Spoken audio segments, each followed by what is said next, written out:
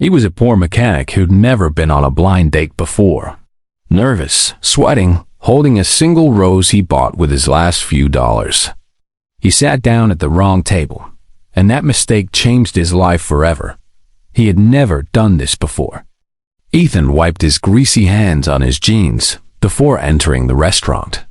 His heart thumped in his chest like a hammer hitting metal. Working 12-hour shifts at Miller's Auto Repair didn't exactly prepare him for fancy places like this. The smell of cologne, wine, and expensive perfume made him feel out of place. But tonight wasn't about comfort. It was about hope. His friend Dave had set him up on a blind date.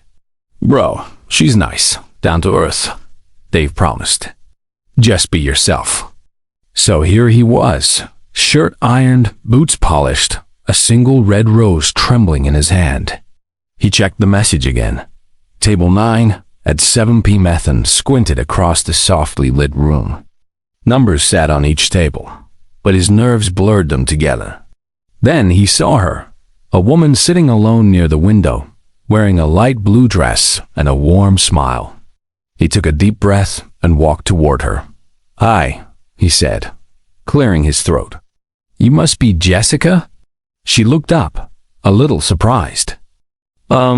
Yeah," she said softly. Her voice had a quiet, graceful tone, but something about her eyes caught him. They were kind, but there was pain behind them. He handed her the rose. "I know it's old-fashioned, but I figured everyone deserves flowers sometimes."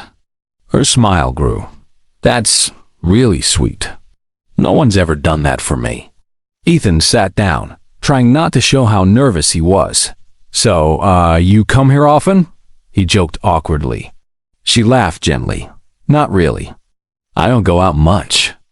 As she reached for her glass, he noticed her hand trembling slightly.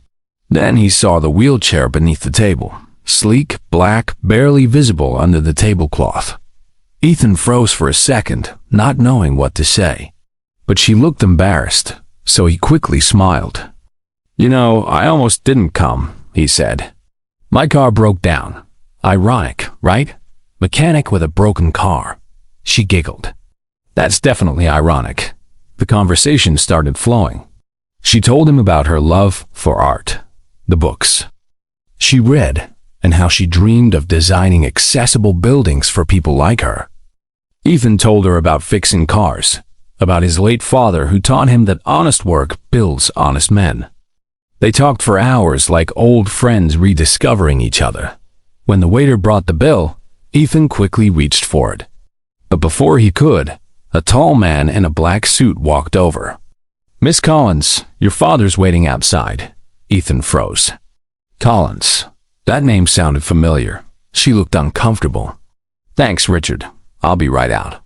As the man left, Ethan asked carefully, "Your dad? Collins? Like, as in Richard Collins Industries?" She hesitated. "Yeah, he owns Collins Motors. You probably know the name." Ethan's stomach dropped. He worked on Collins cars every week at the shop. The same brand he could never afford. "Oh," he said, trying to keep his tone casual. "Small world, huh?" She smiled faintly. "Yeah, but please don't treat me differently. Most people do when they find out." "I won't," he said sincerely. "You're not your last name." Outside, a black SUV waited. The driver opened the door for her. Ethan stood awkwardly, unsure what to do. "Thanks for tonight," she said. "It's been a long time since someone just talked to me like a person." "Anytime," he said, smiling. "Maybe we could." Before he could finish, her father stepped out. "Who's this?" "Mister." Collins asked, his tone cold and sharp. "Dad, this is Ethan. I don't care who he is. Get in the car." Ethan's smile faded. "Sir, do you know who you're talking to, boy?"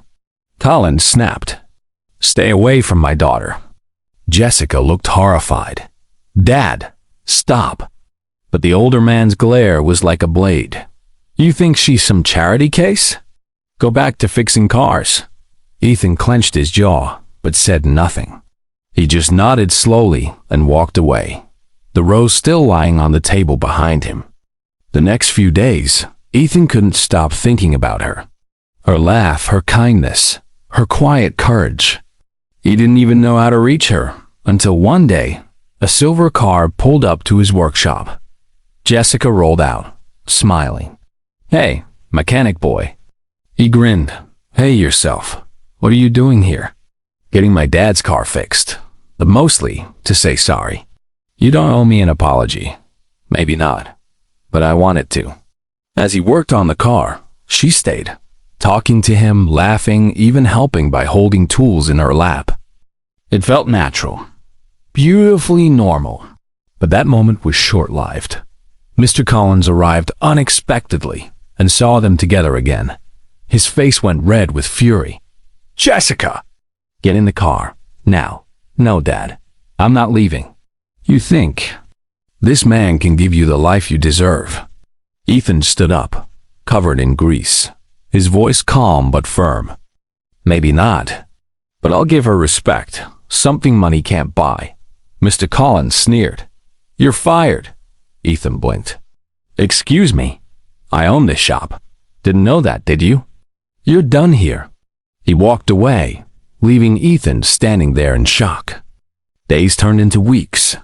Ethan struggled to find new work. But one morning, he found an envelope on his doorstep, a check for $10,000, unsigned. Inside, a note. "Don't give up." He didn't cash it. Instead, he started his own small repair garage, EJ Motors.